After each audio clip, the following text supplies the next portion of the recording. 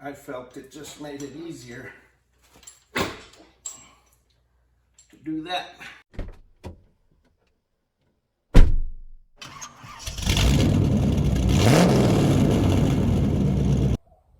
Hi there, this is Ray with Easy Simple Mechanic, and today we're gonna continue on our work on the forklift revive.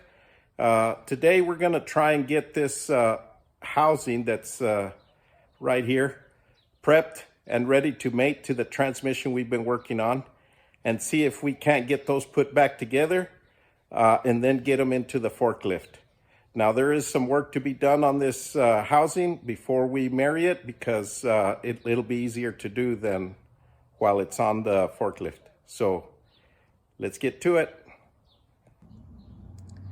Well, we got this housing all cleaned up here, but before we go to put it back all together, marry it to the transmission, I wanted to make sure that we took care of any issues with these brake wheel cylinders, if there is any. Well, in checking it out, what we found was the reason there was no brake fluid in the master cylinder or in the system was because this little piece is a brake bleeder was broken off. And so all the brake fluid came out through there. They're supposed to look like this. Okay, this is the one from the other side. But while I had it apart, I had to go ahead and pop the seals on it. I was gonna try and take the whole cylinder off, but I haven't been able to get it off because this thing is really rusted in there. I pulled the bolts off to try and pull the hub off, and I couldn't get it off. So the wheel cylinders are gonna have to stay. I'm gonna have to try and find some little cup seals for those wheel cylinders. They're really small, so I don't know if I'll be able to find them. But I'm gonna have to find those and repair those before I go ahead and put this back together. So the way I got this out is I went ahead and drilled the hole just a little bigger, and then I hammered one of those pocket screwdrivers in the end there. And of course I had lubed it up pretty good with PB Blaster, and I was able to get that screwdriver hammered in there and then work it till I got it broke loose and it came out. Thank God, because I don't know how I was going to be able to do that without being able to pull that cylinder off. Well, we have some good news and we have some bad news. We'll start with the good news. Well, the good news is we were able to find a bleeder, which was I think the more critical part for these wheel cylinders. But we were not able to find the wheel cylinder kits or seals. Just can't find them. So those that we had were still pliable. So we're gonna go ahead and see if we can't just run a cylinder hone in them and reuse those seals. They still look like they're okay. I'm just gonna try and clean up the metal parts and the inside of these cylinders and then try and get this put back together.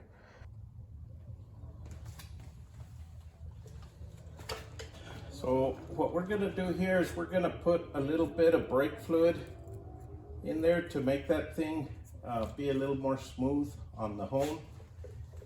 So we need to lubricate that a little bit. We have this,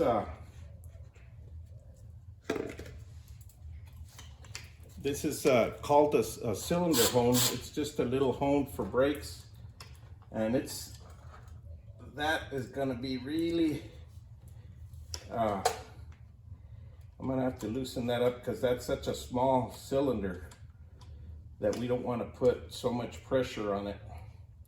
So I'm gonna loosen this all the way up. And here, what you want is you want a medium speed. You don't want to go too fast or too slow. Yeah, that went in there. You want to make it go out all the way to the end, but not to where it pops out.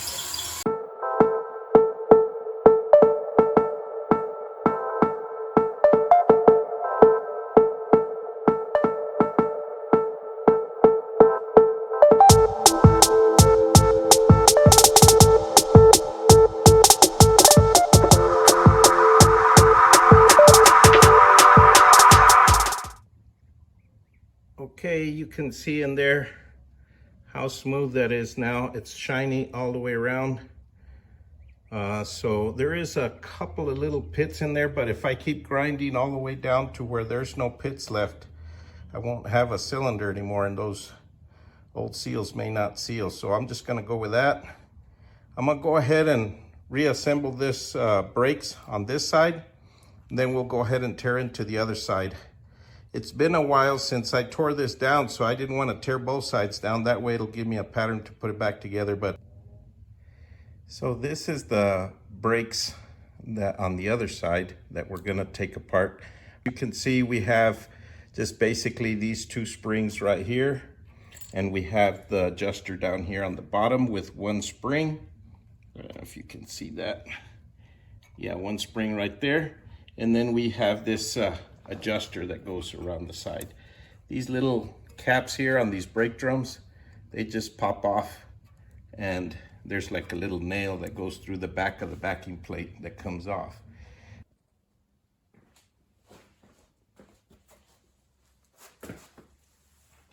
Okay, now it's just going back together with it. I'm gonna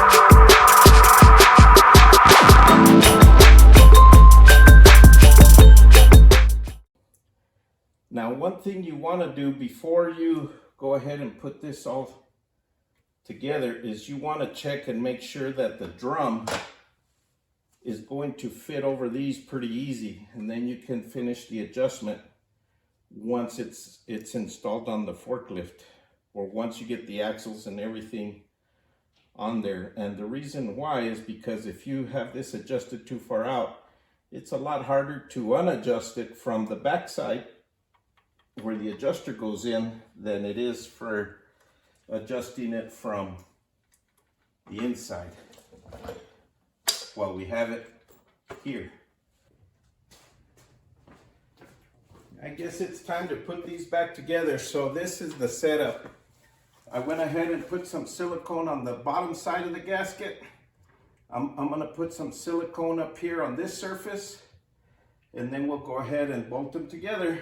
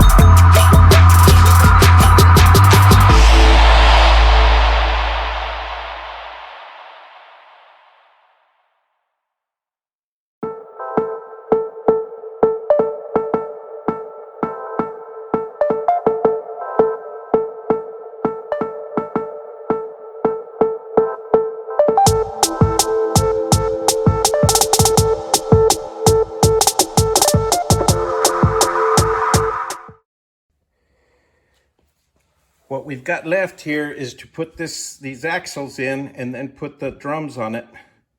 So one of the things that you might not realize is there's actually an inner seal in there. Now, why did I not replace those? The reason why is because first of all, I've had a hard time finding seals for this, number one. But that's not the biggest issue. I tried to pull these hubs off, and I had a very difficult time. I think they're rusted on there so bad. And I couldn't really get any leverage to use a slide hammer or something to knock those off. So that's the second reason. And the third reason is they weren't leaking before. So what I'm gonna do is I'm gonna put them together. Once the forklift is put back together and all of this is on the forklift, it'll be a lot easier for me to use leverage to get those hubs out. And then if they start leaking, I'll just go ahead and replace those seals. Okay, so to get that in there, we just slide the axle. These are short axles, so they should go in there pretty easy. It's just got a bearing that's sealed on both sides. It doesn't need to seal on the outside because it's a sealed bearing, but also because it separates the oil from the differential from the bearing. So you just put this on there, and then hopefully it just pops right in there just like that and goes right in. And then we just put some bolts on right there. So let me get those on. So there you are, got the drum on. Now, when you adjust, it's probably easier to go ahead and adjust the emergency brake while this thing is off, because underneath that forklift might be harder. So you just turn that adjusting screw on the back side until you can just feel resistance on the brake shoes. I don't know if you can hear that. It just barely feels some resistance. That means the shoes are just right up against the drum. That's where you want it. You want it to be able to spin, but you want it close to the drum. And then that way you'll have good emergency brakes. Okay, so we got a new pilot bearing installed. We got the flywheel cleaned up, and we got it installed. Those crankshaft bolts, I don't know what the torque is, but I would say minimum 90 foot-pounds. So that's kind of what I did at least. I want to make sure you put a little red Loctite on there just to make sure they don't back out. And then now we're going to go ahead and install the clutch disc on there just to, and then use that input shaft as a pilot aligning tool. So let's get that on there next. So now, I guess I'm ready to put that clutch on there. Now on the pressure plate, what I did is I went ahead and I took a flat disc and I went ahead and got all the rough surfaces off of that, tried to keep it as flat as possible. You just can't find these parts anymore. The lucky part for me, as you guys know already, I told you this before, is I went down to Juarez, Mexico. There's a plant there where they were able to make rebuild mine. So this is kind of how we start this deal. You want to make sure your clutch disc is with this spring sticking out towards the pressure plate. And then we're going to use this as an aligning tool, the input shaft. So we'll go ahead and slide that in to hold our clutch in place. We'll go ahead and slide that into the pilot bearing. Okay. And then we'll go ahead and put our clutch in there.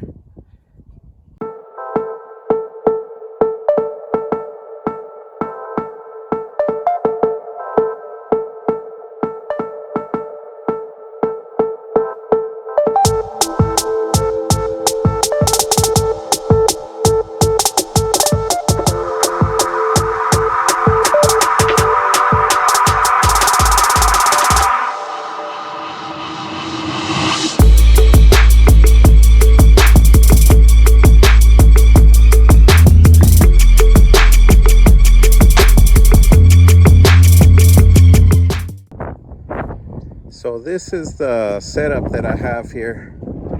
I have my Harbor Freight engine hoist here, holding up the transmission in the upward position. And then I have the my other engine hoist ready to lift on the engine. But I can't really lift on the engine yet because the forklift will tilt backwards and it'll flip over on its back. So what I got to do is I got to get this transmission up into the little slots there and get the cups on it and get them kind of snugged up a little bit, not tight or where they'll still turn or rotate. And then that way the weight can be on the forklift so it won't flip over on me. And then I can lift the engine up and see if that thing will allow me to lower that down and get that lined up. So let's try that.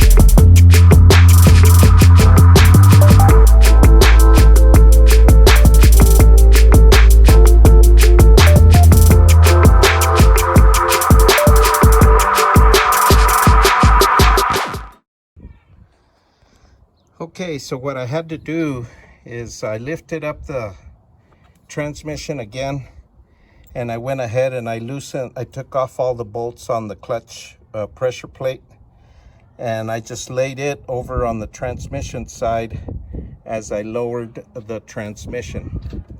And it looks like that may have done it. The only thing now is I've got to align this clutch with it in there and then get those clutch bolts back on there.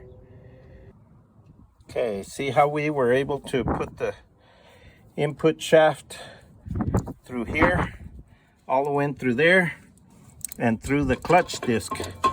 So the only thing we have to do now is tighten down the pressure plate, put some bolts on the pressure plate, and we'll be good to go. Got the clutch all tightened down, the pressure plate. Everything looks good. We got our input shaft in. We got some RTV on this cover and the gasket, and we went ahead and put that on permanent. Before I go ahead and put the top cover on it, what I'm gonna do is I'm going to go ahead and put some differential fluid in it, because then that way this will be good to go, and I can just fill it really quick through the top, and it'll fill up, and then that way we're good to go, and I don't have to squeeze it in through this hole. Instead of having to squeeze it in through there, we'll just go ahead and pull that plug, and we'll pull our fluid in there until we see it start coming out here. There we are, all full of gear oil. Now we can go ahead and put this top cover on there and gasket and seal this transmission up. So I got this gasket on there, and I got this top on there, and I got those tightened down. Now on this one, I didn't put RTV on it, not because I don't think it'll leak, but because this cover may have to come off more frequently, and I didn't want it to be stuck. Besides, it's all the way up on top, so it'll have a lot less chance of leaking than any of the others. So if it does leak, it's easy enough to pull off and put some silicone on it or something. But for the time being, that's how she's gonna go.